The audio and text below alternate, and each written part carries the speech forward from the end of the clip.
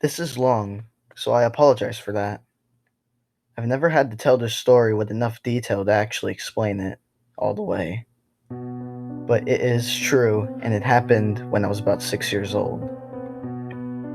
In a quiet room, if you press your ear against the pillow, you can hear your heartbeat. As a kid, the muffled, rhythmic beats sound like soft footsteps on the carpeted floor. So, as a kid, almost every night, just as I was about to drift off to sleep, I would hear these footsteps, and it would rip me back to consciousness terrified.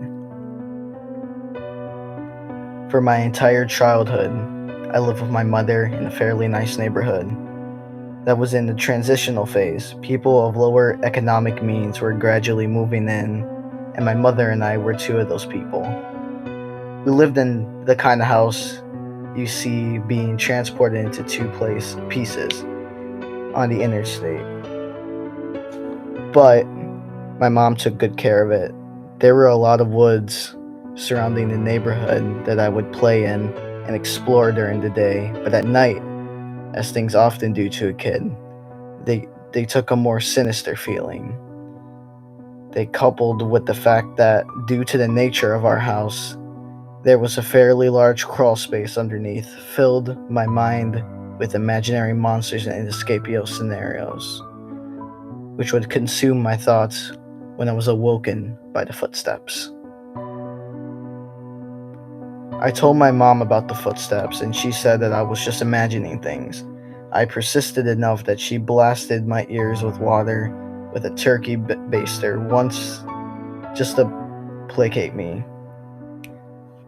Since I thought that would help, of course it didn't.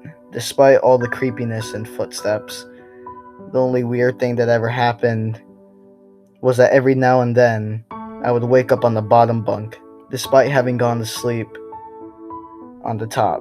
But this wasn't really weird since I'd sometimes get up to piss or go get something to drink, and could remember just going back to sleep on the bottom bunk. I am only a child, so it didn't matter. This would happen once or twice a week, but waking up on the bottom bunk wasn't too terrifying. But one night, I didn't wake up on the bottom bunk. I had heard the footsteps, but was too far gone to be woken up by them. And when I was awoken, it wasn't from the sound of footsteps or nightmare, but because I was cold, really cold. When I opened my eyes, I saw stars. I was in the woods. I sat up immediately and tried to figure out what was going on. I thought I was dreaming, but that didn't seem right. Though neither did me being in the woods.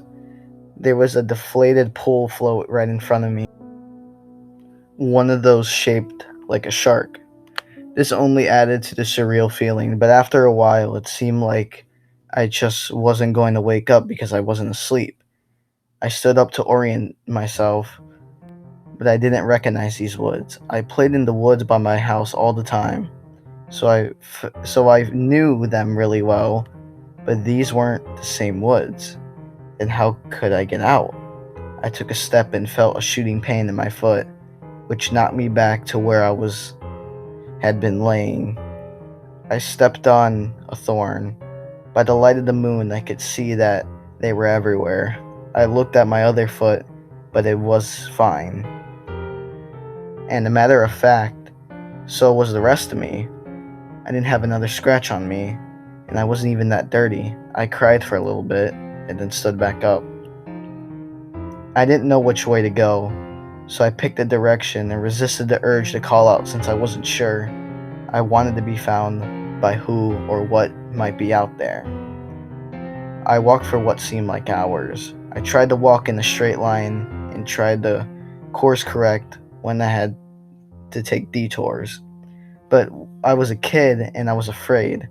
There weren't any howls or screams, and only once did I hear any noise that scared me. It sounded like a crying baby. I think now it was just a cat, but I panicked.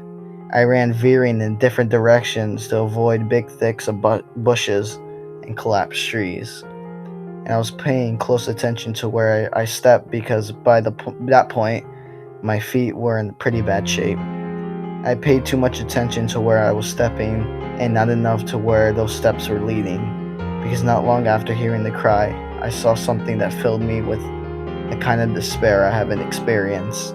It was the pool float. I was only 10 feet from where I had woken up. This wasn't magic or some supernatural space bending. I was lost. Up until that moment, I thought more about getting out of the woods and then how I got in. But being back at the beginning caused my mind to swim. I wasn't even sure that these were my woods.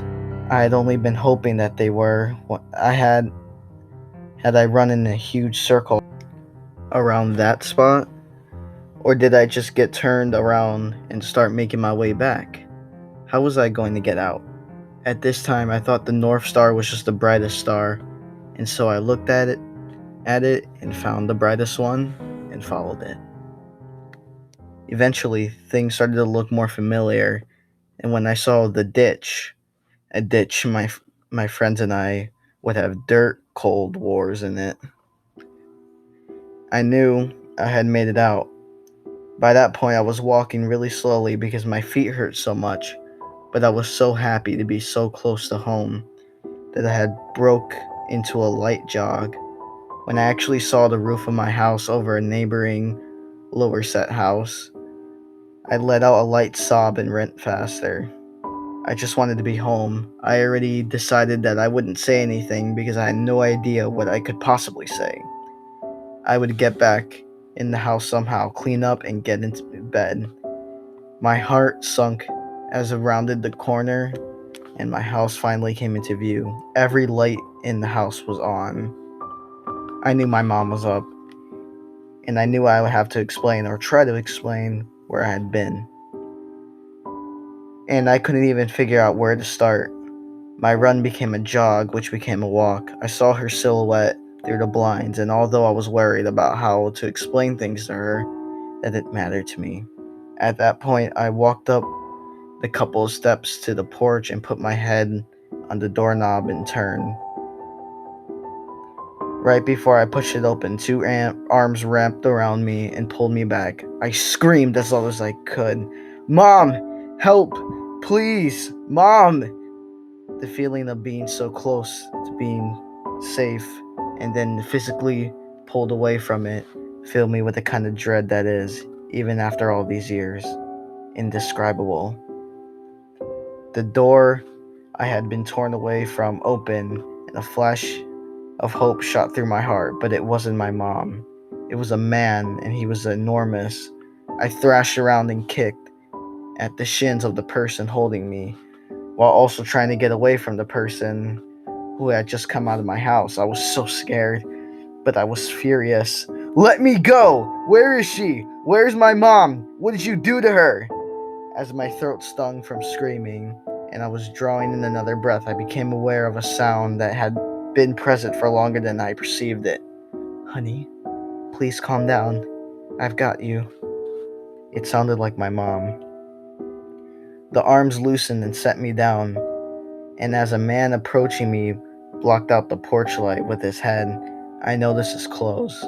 He was a cop. I turned to face the voice behind me and saw it was really my mom. Everything was okay. I began to cry, and the three of us walked inside. "I'm so glad you're home, sweetie. I was worried I'd never see you again." By that point, she was crying too. I'm sorry. I don't know what happened. I just wanted to come home. Sorry. It's okay. Just don't ever do that again. I'm not sure me or my shins could take it." A little laughter broke through my sobs, and I smiled a little bit. "Well, I'm sorry for kicking you, but why'd you have to grab me like that?" "I was just afraid you'd run again." I was confused. "What do you mean?" "We found your note on your pillow," she said, and pointed to a piece of paper that the police officer was sliding across the table. I picked up the note and read it. It was a running away letter. It said that I was unhappy and never wanted to see her or any of my friends again. The police officer exchanged a few words with my mom on the porch while I stared at the letter. I didn't remember writing the letter. I didn't remember anything about any of this. But even if I sometimes went to the bathroom at night, I didn't remember. Or even if I could have gotten into the woods on my own, even if all that could have been true, the only thing I knew at this point was, this is not how you spell my name. I didn't write this letter.